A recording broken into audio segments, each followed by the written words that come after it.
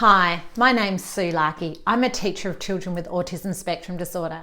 When I started teaching children with autism 25 years ago, the only books that were around on autism were What is Autism? And they're often in universities and not accessible to schools and teachers and parents.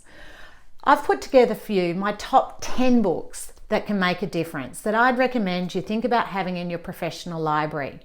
The reason for that is my doctorate research, which I won't bore you with, but my doctorate research found that most teachers agree with the concept of inclusion but feel they don't have the time, resources or support to make it work. I've got 25 kids in my class. I just, haven't got time to do all those things for that child. And teacher aides often haven't had the training to support these kids. And teacher aides, you're amazing, but I think you'll agree, often don't have a budget within the school to buy resources. So I'd love all schools and people to consider for their professional library to have these books accessible to everyone, whether it's parents, community, that these 10 books be everywhere. And I know lots of parents out there, you could ask your local libraries to also stock these books to make a difference. So for example, for me, one of the books I've put there is my Developing Social Skills book. The reason I wrote this book was all the books on social skills were like whole lessons. They were like 40 minutes, an hour lesson. And many mainstream teachers just want 5-10-minute activities that support the children and don't have time in their very busy curriculum to do social skills. So if you look in this book, there's lots of just little 10-minute activities about, what to do if someone won't play with you, how to be a good friend, how to keep on topic. But the great thing is you can do this with the whole class. 5-10-minute activity on practicing conversation skills. 5-10-minute activities on when to tell, when not to tell. So books like this are really big time savers because most teachers, teacher aides, they know what the skill is they want to teach, but they don't always have time to make the worksheets and activities to go with it, and they can just pick it up.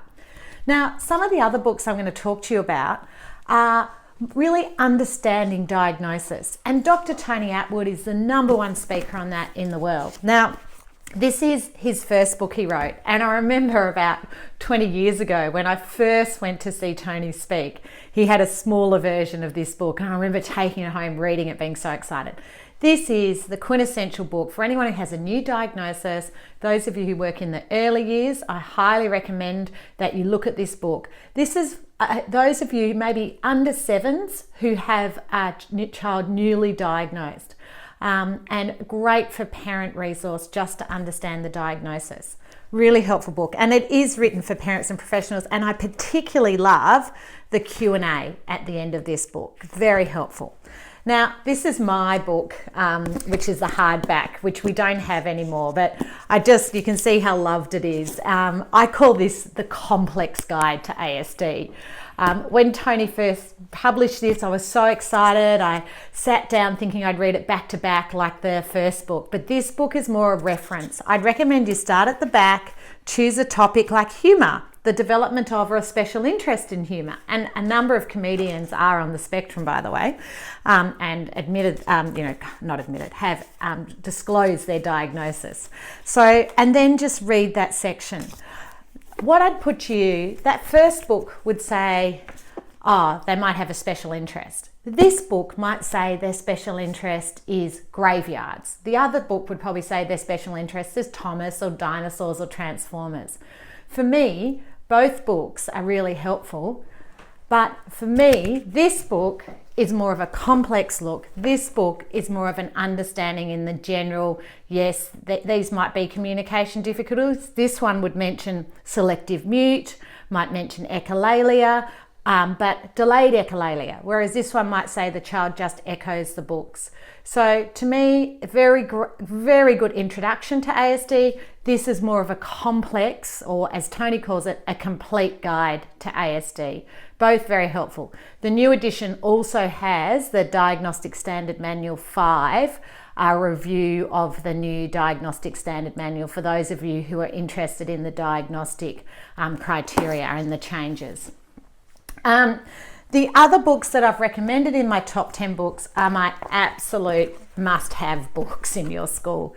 This is called Behaviour Solutions for Inclusive Classrooms, and this is Beyond the Classroom.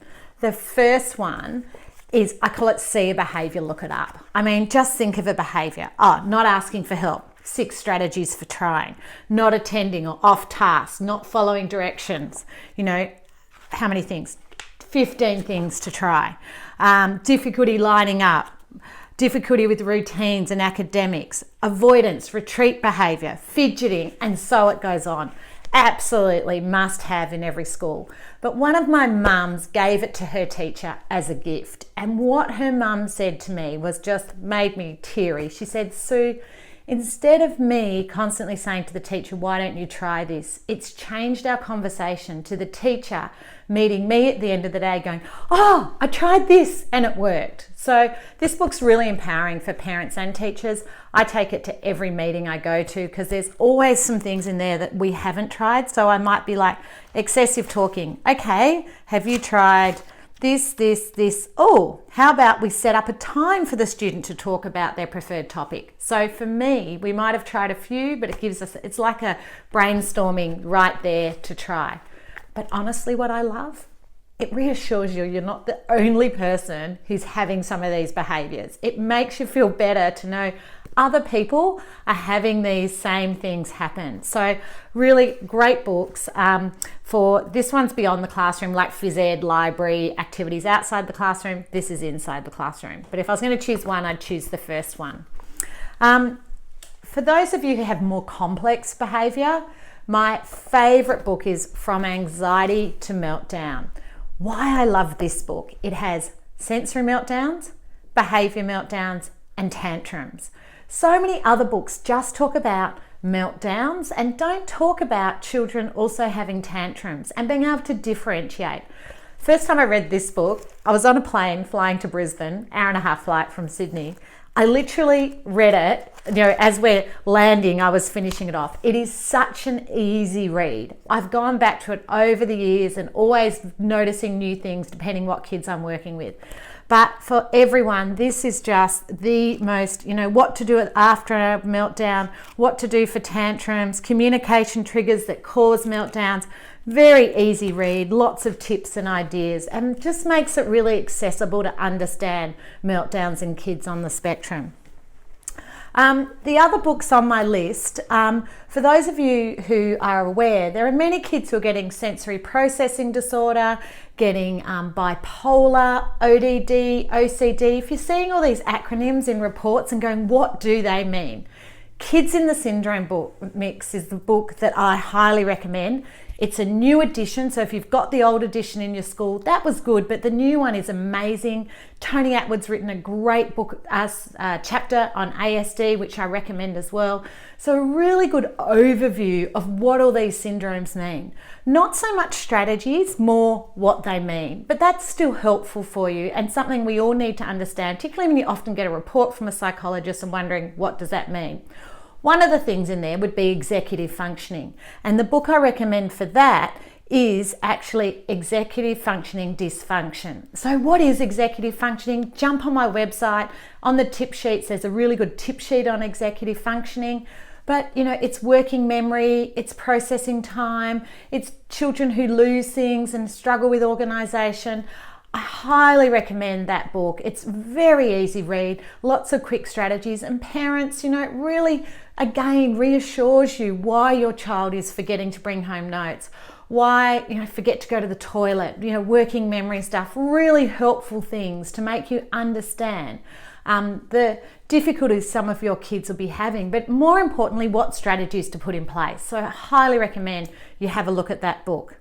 The other book that I've got on the 10 is my book, The Ultimate Guide. Now you can see again, dog marked, one of my favourite books. I wrote this book with Anna Tullemans, and I love writing a book with a parent of a child on the spectrum. Well, Daniel's now an adult, but when a parent and a teacher write a book together, and Anna's worked as a teacher assistant and educational consultant, you really get a very good mix of what works for home and school. And that's why we've called this the Ultimate Guide for Home and School.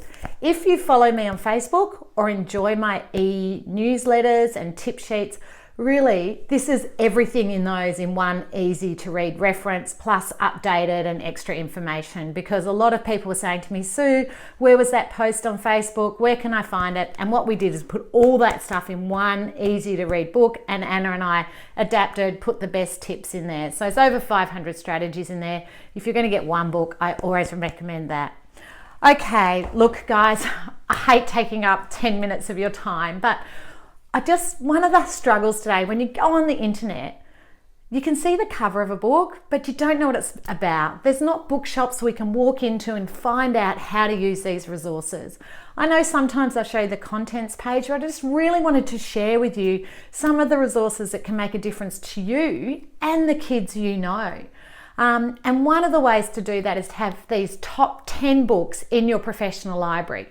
Schools, I know some of you, your budgets are being looked at or you're finalising last year, so check if there's any money left in the budget. It'd be great to use up some of it up on these books, and maybe budget for next year to get some more of these to add to your resource centre for parents, teacher aides, anyone that is working with these kids. And I know some schools have volunteers who would love to know when I'm working in reading with a child in a group, for example, there's some top tips in here for helping a child with reading.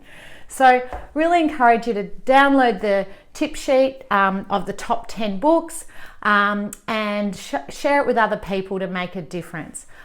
Thanks so much.